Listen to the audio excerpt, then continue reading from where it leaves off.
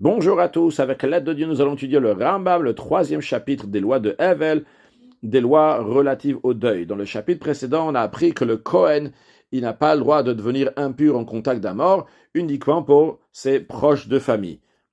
Avant de commencer le chapitre, rappelons qu'on a appris dans les lois de Tumat Med, lois relatives à l'impureté du mort, qu'il y a plusieurs manières comment on peut venir en contact avec le mort et devenir impur. Ça soit donc en touchant le mort, ça soit en portant le mort, et aussi ce qu'on appelle OL. OL, l'attente, donc une expression qu'on emploiera plusieurs fois dans ce chapitre-là. OL ou bien l'attente, c'est cette touma, cette impureté-là, c'est lorsque quelqu'un il rentre dans un endroit dans lequel il y a un mort. Alors, ça peut être que il y a juste une pièce, et dans cette pièce-là se trouve le mort. Ça peut être aussi que le mort, il est dans la pièce d'à côté, mais il va sortir par cette pièce-là. Quand on dit OL, ça peut être aussi que le mort se trouve au rez-de-chaussée, mais il y a une fenêtre, donc la pureté, elle passe aussi au premier étage. Quand on dit OL, c'est pas seulement quand on rentre sur le même toit que le mort, mais c'est aussi si nous-mêmes, on a fait tente sur le mort. Par exemple, si quelqu'un a mis sa main au-dessus du mort. Maintenant, Parish Lishi Alacha Aleph, Kol Kohen Shenit Malemet Chutz Mishisha Metim Amforashim Batora. Tout Kohen qui est devenu impur en contact d'un mort, à l'exception des 6 morts que la Torah dit clairement qu'il a le devoir de devenir impur pour eux, son père, sa mère, son frère, sa sœur, son fils et sa fille. Ou Ishto, bien sa femme, que les sages, ils disent qu'il faut devenir aussi impur pour enterrer sa femme. Et il est devenu impur en contact d'un autre mort, à part ces 6, 7-là. Be'edim ve'ata, et il y avait des témoins, et on l'a mis en garde avant qu'il devienne impur, et malgré ça, il est devenu impur. Arezeloke, il reçoit les coups de fouet, Shenemar, car il est dit, le nefesh lo itama be'amav, qu'il n'a pas le droit de devenir impur pour aucun mort. C'est la même loi si le Kohen a touché le mort, au hamail, ou bien qu'il a fait une tente sur le mort. Donc il a mis sa main par exemple au-dessus du mort, il est passé au-dessus de lui, ou à noce, ou bien qu'il a porté le mort, même sans le toucher. Que ce soit donc le mort lui-même, ou bien toutes les impuretés donc, qui découlent, qui séparaient du mort. Donc par exemple, un membre d'un mort, ou bien le volume d'une olive, de la chair d'un mort, ou bien l'os d'un mort, même si c'est etzem kasseor, même si c'est la taille juste d'un grain d'orge, ou bien que ce soit un révite d'un log, donc 86 millilitres du sang d'un mort, que le Kohen n'a pas le droit de devenir impur de tout ça. Shenema, il est dit, le nefesh lo yitama. Le nefesh, littéralement, à l'âme, à une vie, il ne va pas devenir impur. Le nefesh fait référence à un mort. Dans ce contexte-là, le Ram nous le ramène pour faire référence au sang. Donc, il y a écrit à propos du sang qui est hadam ou un nefesh, que le sang, c'est l'âme. Et de ça, je les apprends de là que le Kohen, il n'a pas le droit de devenir impur avec le sang du mort, que lui aussi il appelait nefesh. Il en de même aussi donc tous les autres impuretés qui séparent, qui découlent du mort, qui rentrent aussi dans ce contexte-là. On a déjà expliqué dans les lois relatives à l'impureté du mort, toutes les choses donc qui rendent impures du mort, aussi bien ceux qui sont minatora d'ordre biblique, comme il dit vrai, ou d'ordre rabbinique. Halachabet, de même si le Kohen a touché une tombe, il reçoit les coups de fouet, vu que une tombe, elle rend impure si on l'a touché, ou bien si on est passé au-dessus, donc ce qu'on appelle OL. Aval nogeyao bibgadim shinago bemet. Par contre, il a le droit de toucher des vêtements qui ont touché un mort. Afal pishemitam ebaem tumachiva, malgré le fait que s'il va les toucher, lui, le Kohen, il va devenir impur pendant 7 jours. Malgré ça, donc il a le droit de se rendre impur des vêtements du mort, non pas du mort lui-même. Halacha gimel. V'chen de même, im nichnas le'oel tameh. De même si le Kohen est rentré dans une tente qui est impure. C'est quoi une tente qui est impure? Que l'impureté est rentrée là-bas et tout ce qui rentre dans cette tente-là, sous ce plafond-là, il va devenir impur pendant 7 jours. Là, qui reçoit des coups de fouet. Même si l'impureté elle-même, le corps du mort, n'est pas dans cette pièce-là, mais cette pièce-là fait partie aussi du OL. On a déjà expliqué dans les lois relatives à l'impureté du mort, donc les détails, quelle tente dans laquelle il y a l'impureté qui rentre de la tente qui est à côté, c'est-à-dire d'une pièce à une autre pièce, ou bien que l'impureté, elle sort de cette pièce lorsque l'impureté est à l'intérieur. On a aussi expliqué donc les lois des branches des arbres qui font OL, qui font une tente, aussi bien donc des pierres qui ressortent d'un mur qui font aussi donc tente, et de même toutes les choses qui amènent l'impureté pour celui qui se trouve en dessous de ces choses-là, et quand est-ce que ça fait barrière entre l'impureté et la personne qui se trouve de l'autre côté, on a expliqué donc lesquels sont considérés d'ordre biblique, lesquels sont considérés d'ordre rabbinique, tout ça c'est expliqué dans les lois relatives à l'impureté du mort. Là-bas on a expliqué que les non-juifs ne rendent pas impurs par Oel, donc par la tente, ou le fir, c'est la raison pour laquelle que leurs tombes sont considérées pures. Le Kohen a le droit de rentrer dans le cimetière de fouler sur leur tombe, vu que si ce serait des tombes juives, dans ces cas-là, donc ça rend impur par Oel, donc s'il passe au-dessus, il couvre la tombe, donc lui il devient impur, mais si c'est des goïm, il n'y a pas cette touma, cette impureté de Oel. Et il sur la shigiga batuma, mais il n'a pas le droit de toucher le mort non-juif lui-même, ou de porter le mort lui-même, comme on a expliqué là-bas dans le Père Ektet. Halacha Dalet. Kohen shenichnas le Oel Hamet ou le Bet Akvarot Bishgaga. Un Kohen que par inadvertance il est rentré dans la tente d'un mort ou bien au cimetière, après qu'il l'a su qu'il y a un mort là-bas, hitubo, on l'a mis en garde qu'il doit tout de suite sortir de là-bas et que s'il ne veut pas sortir, il va être passible de recevoir des coups de fouet. Alors im kafatz v'yatsasi, il a tout de suite bondi, il a sauté et il est sorti de la tente du mort ou du cimetière, il n'est pas resté du tout là-bas, pas tout, il est exempté de coups de fouet, parce qu'il est rentré là-bas par inadvertance. Et si après qu'on l'a averti, il s'est pas pressé, il s'est attardé là-bas. Combien de temps ça considéré attardé? Que le temps de se prosterner donc à plat ventre, c'est-à-dire en étendant les mains et les pieds sur le sol, comme on a expliqué dans les lois de Biat Mikdash Per Gimel, Allah Chav Gimel, on a expliqué là-bas. Donc, dans l'impureté du Bet Hamikdash, si quelqu'un est devenu impur lorsqu'il était dans le Bet Hamikdash, il n'a pas le droit de rester là-bas. Et combien de temps pour être passif, c'est le temps de se prosterner? Eh bien, Rezelok, si lui, il est resté ce Kohen-là dans le cimetière ou dans le Oel Hamet, dans la tente où il y a le mort, donc le temps de se prosterner, il n'a pas tout de suite bondi pour sortir, eh bien, il reçoit le coup de fouet.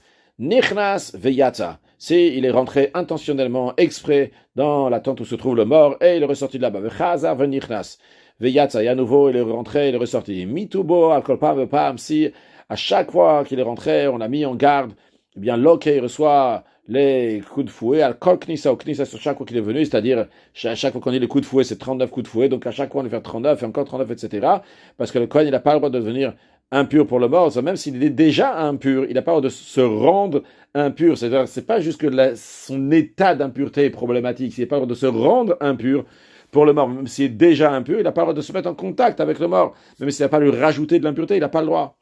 De même, s'il a touché le mort et ils l'ont mis en garde avant qu'il touche le mort, de ne pas toucher s'il ne recevoir le coup de fouet, ou faire après. Plus tard, il s'est séparé du mort. Nouveau, il a touché Veitubo, à nouveau, ils l'ont mis en garde avant. Même si cette scène elle s'est refait 100 fois, on lui dit attention, ne touche pas le mort. Lui, il va toucher le mort. Et après, il repart. Et après, on lui dit à nouveau attention, ne touche pas le mort. Lui, il va retoucher. Et après, il repart, etc. Eh bien, à chaque fois qu'il a touché, il reçoit les coups de fouet. Parce qu'encore une fois, l'interdiction en Kohen, donc, c'est de faire une action qui entraîne l'impureté, même s'il est déjà impur, il n'y a pas une nouvelle impureté qui se rajoute. Hayan nogea velo peresh. Maintenant, si il touchait le mort et il ne s'est pas séparé du mort, ou bien qu'il était dans le cimetière, donc là-bas il fait un OL sur une tombe, ou bien il touche, venaga bebetim acheribe. En même temps, il touche encore d'autres morts. Même s'ils l'ont averti plusieurs fois de ne pas toucher les autres morts. Et il ne reçoit pas les coups de fouet, elle a une seule fois. Pourquoi? Parce que il est toujours dans un état de profanation tant qu'il ne s'est pas encore séparé de l'impureté. Donc, c'est vrai qu'il a une interdiction à chaque fois, mais il n'a pas des coups de fouet en plus. Parce qu'il est déjà dans un état de profanation en touchant un mort qu'il n'a pas le droit de toucher. Donc, il n'y a pas un rajout de profanation lorsqu'il touche encore un autre mort. Contrairement au cas précédent dans lequel il se sépare et après il revient à toucher un mort ou le mort le même. Halachae abetamet Kohen. Celui qui rend impur un Kohen. Par exemple, il a pris le volume d'un kezait, une olive, de chair d'un mort et il a mis comme ça au-dessus du Kohen. Donc il a fait un OL sur lui. Ou carrément, on va dire, il a posé sur lui. Imaïshnem Mezidim, si le Kohen qui est devenu impur, la personne qui l'a rendu impur, les deux, ils ont fait ça intentionnellement, Loke à Kohen, c'est le Kohen qui reçoit les coups de fouet, Vezechetimo, et celui qui l'a rendu impur. Over, il transgresse, Alvelifnei, vers le titre Mishol, devant un aveugle, tu vas pas mettre une embûche, mais lui, il ne va pas recevoir Malkout, parce que c'est un lav Shebichlal, c'est une interdiction qui est générale, sur lequel on ne reçoit pas Malkout, parce que ça englobe beaucoup de choses, Velifnei, vers le titre Mishol, sur un lav Shebichlal, on a déjà appris qu'on ne reçoit pas Malkout.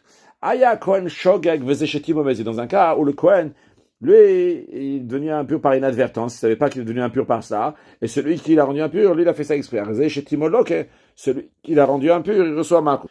Il reçoit le coup de fouet. Allah Chavav. Kohen Gadol Eino Mitame Likovim.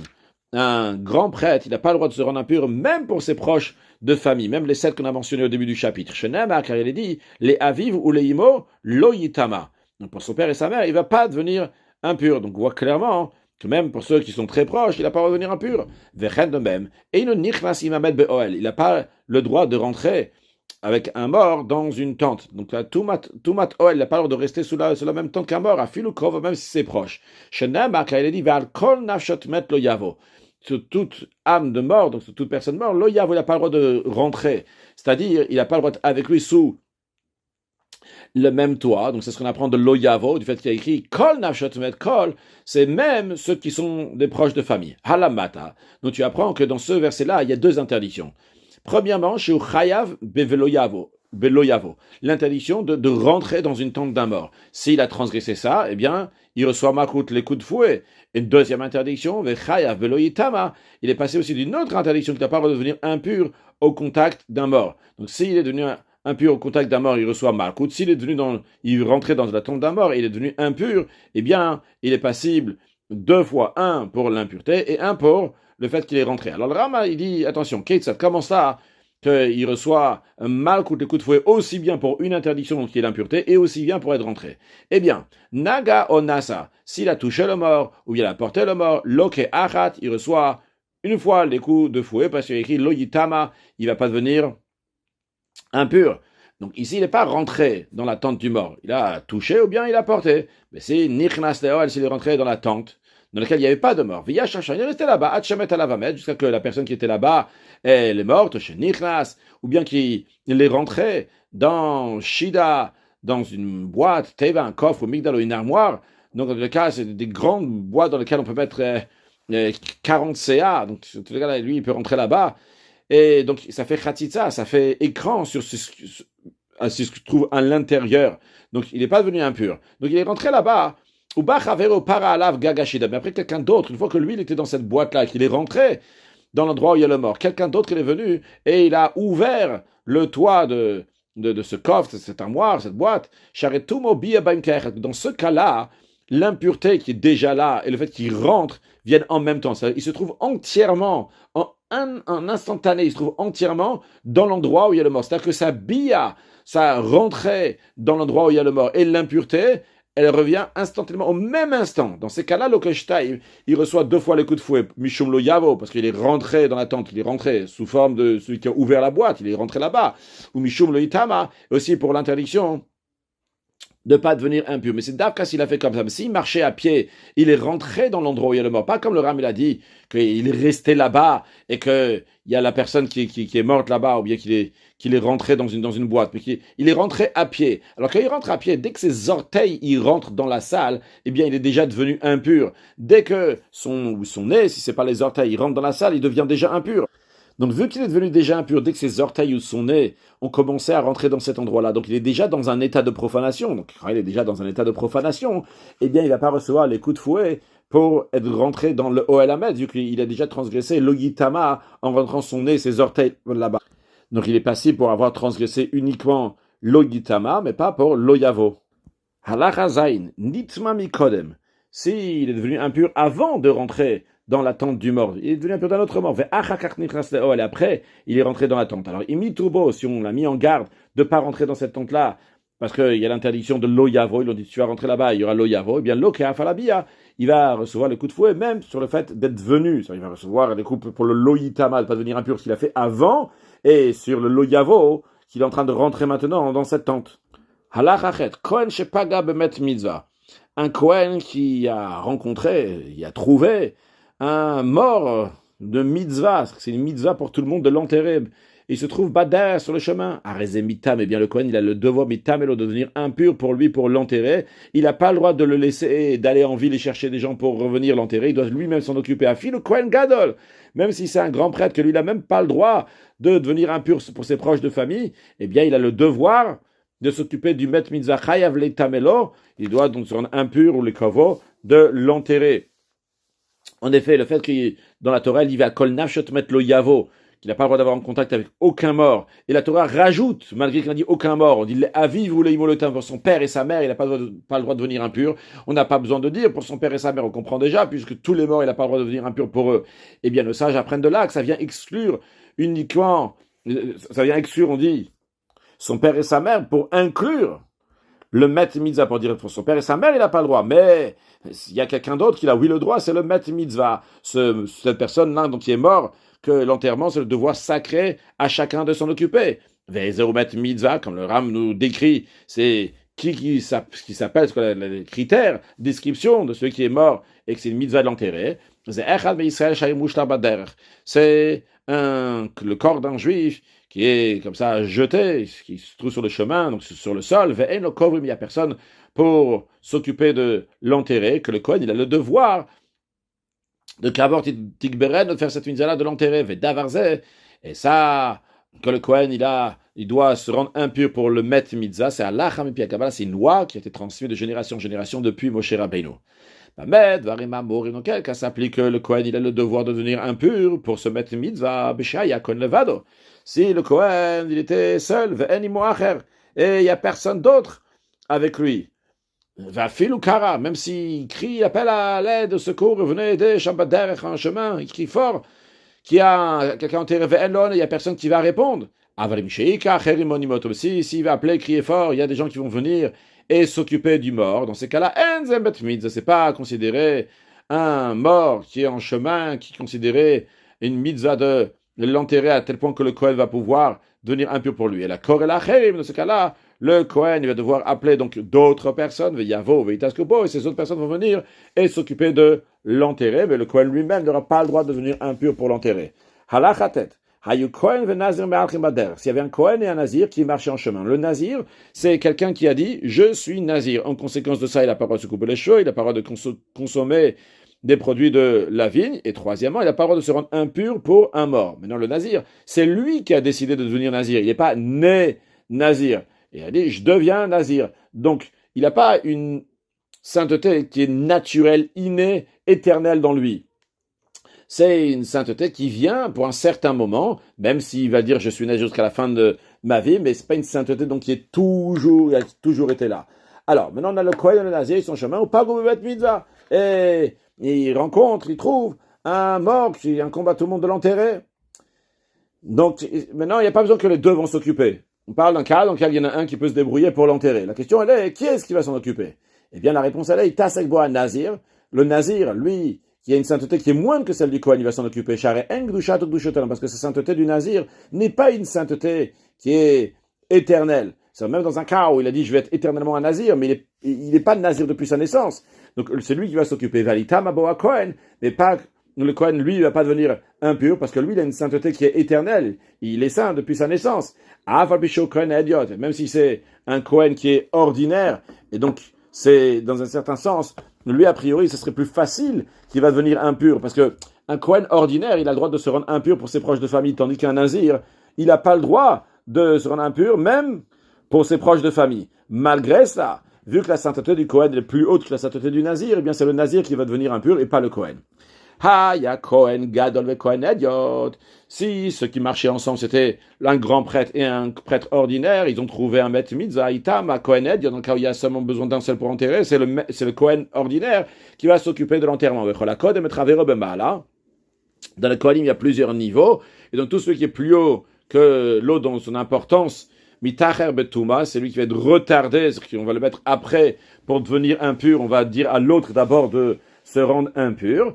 Ou se gagne en ce qui concerne donc le vice-grand prêtre avec celui qui est loin pour parler au peuple avant la guerre, eh bien, je sais pas, si les deux ils étaient ensemble et ils ont rencontré un mort, donc il faut enterrer. Yitama Meshuach Milchama, celui qui est loin pour parler aux Juifs avant la guerre, ce Kohen Meshuach Milchama, lui, il va devenir impur. Valitama Asgan, et non pas le vice Kohen Gadol, car si le Kohen Gadol va être disqualifié, il y aura besoin de quelqu'un, donc tout de suite, qui va le remplacer. Donc le Sgan, le vice Kohen Gadol, donc il est plus important dans ce sens-là, que lui, il va pas devenir impur. Halacha Yud, Nasi Shemet, un Nasi, le chef du grand tribunal du Sanhedrin, ou bien un roi qui est aussi appelé Nasi, Hakol Mitamilo, tous les Juifs ont le devoir de s'occuper de son enterrement et de devenir impur pour lui. Afil Kohanim, même les prêtres en général, ils n'ont pas le droit de devenir impurs pour un mort, ils ont le devoir de s'occuper de son enterrement et de devenir impur pour lui. Pourquoi? Asau Kemet Mitzah, parce que les sages, ils l'ont considéré comme un mort qui incombe à tout le monde de l'enterrer. La colle pour tout le monde, pour tout le peuple juif, car tout le monde a le devoir de l'enterrer pour le respecter. Donc c'est l'odeur, donc tout le monde doit au nasi, au chef, de même tout le monde a le titre de onen, donc d'affligé, d'être affligé, d'être onen pour lui, comme les lois donc de quelqu'un qui a perdu un proche de famille, que le jour de la mort il appelait onen. Halacha Yudalef, Bnot Aaron, l'Uzaru al Tumatmet.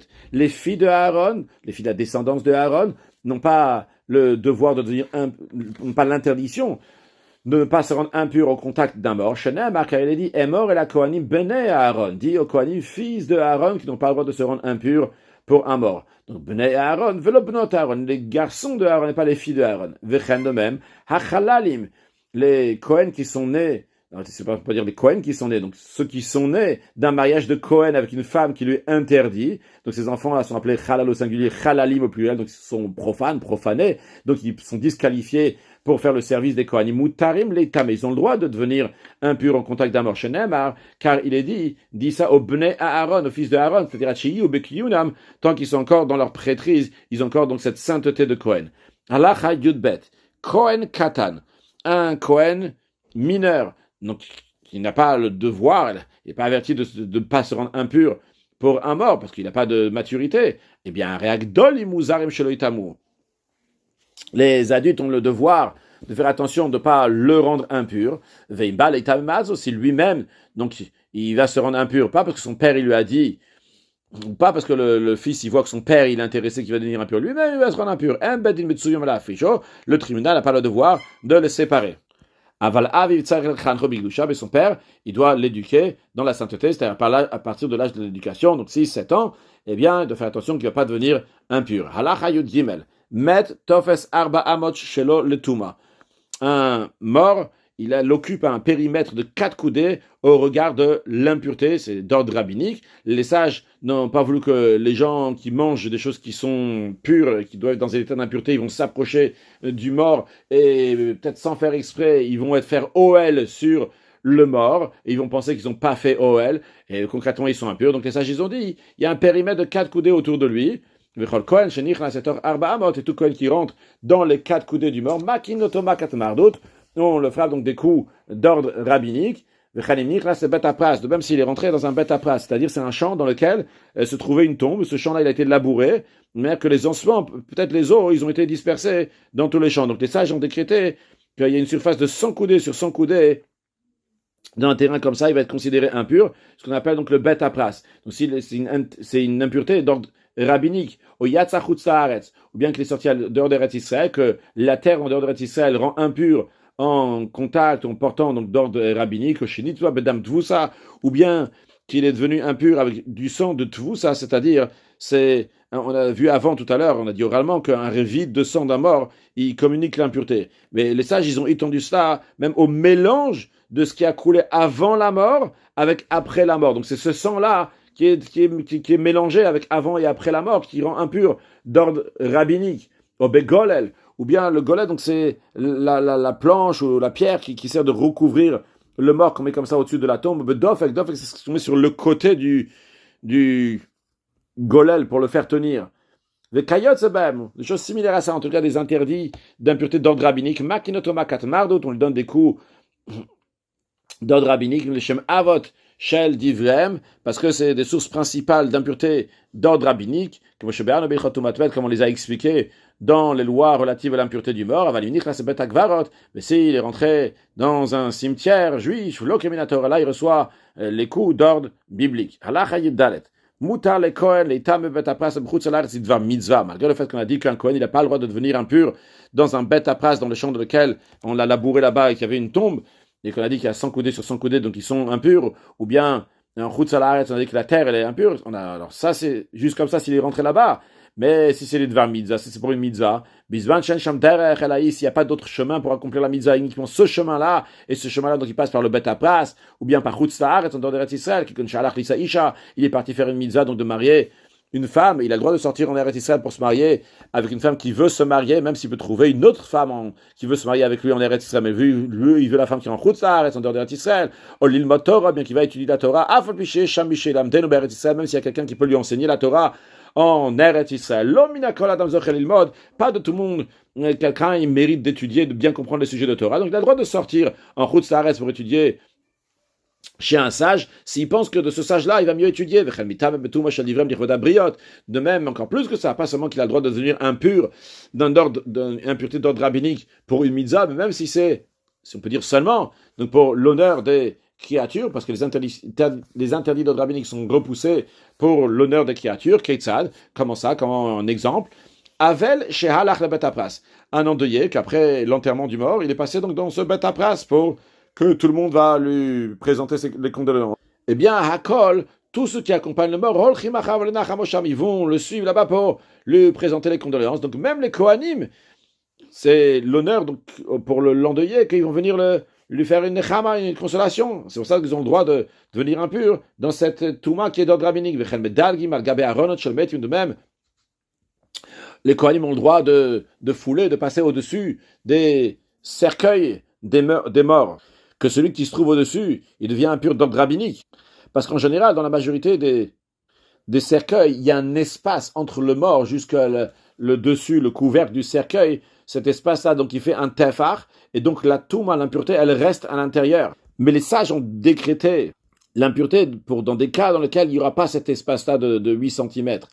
Donc, ils ont le droit donc, de sauter, de passer au-dessus, donc ces cercueils-là de mort, l'ikrat melachim, pour aller rencontrer des rois, leur donner d'honneur, va filou malchegoy, même si c'est des rois non juifs, qui est des lehavrim bena, quoi, a priori, où est ici la mitzvah, la bonne chose à faire d'aller voir des rois non juifs, eh bien, c'est pour pouvoir différencier entre eux, le ben malché Israël, au roi d'Israël, chez Yarzor Gvodam, lorsque, à nouveau, il y aura les rois d'Israël, l'imkomam, à leur lieu, à leur place, et donc comme ça, donc, on va voir, donc, la particularité des rois d'Israël, c'est basé de même toutes ces choses qui sont similaires à cela, qui sont donc pour le respect des créatures, le Kohen a le droit de se rendre impur si c'est une impureté d'ordre rabbinique. De même, il a le droit d'être en contact avec une impureté donc, qui est interdite d'ordre rabbinique si c'est pour faire un jugement avec les goïms et pour contester quelque chose qu'on lui a appris, qu'il n'a pas d'autre moyen pour aller là-bas, mais parce qu'il est en train de sauver cet argent-là de là-bas. Donc pour la perte d'argent, les Chachamim, ils ont permis de transgresser l'interdiction de devenir impur dans un interdit d'ordre rabbinique, de même tout ce qui est similaire à cela. Conclure avec un mot de Chassidut, on a vu que les Kohanim adultes, ils ont le devoir de faire attention aux Kohanim qui sont plus jeunes. L'expression, elle est les Hazir Gdolim Alaktanim, donc pour avertir les grands sur le petit. C'est pour ça qu'il y a écrit Emor Ve'amarta dans la paracha de Emor qui parle de la touma de l'impureté. Cette expression de les Hazir vient du langage de Zohar, c'est-à-dire que la manière qu'on doit éduquer les enfants, que ce soit les Kohanim ou les autres, de Zohar, avec la lumière, avec le positif, avec l'amour, leur montrer la beauté qu'il y a dans les chemins de la Torah, et pas seulement aux enfants, à nos enfants, mais à tout celui qui considère enfant spirituel, on doit lui montrer la beauté de la Torah, lui amener la Torah avec joie et bonheur, de manière qu'il va se motiver à lui-même le faire, et lui-même il va influencer encore d'autres juifs à se préparer pour accueillir Mashiach Na, une excellente journée.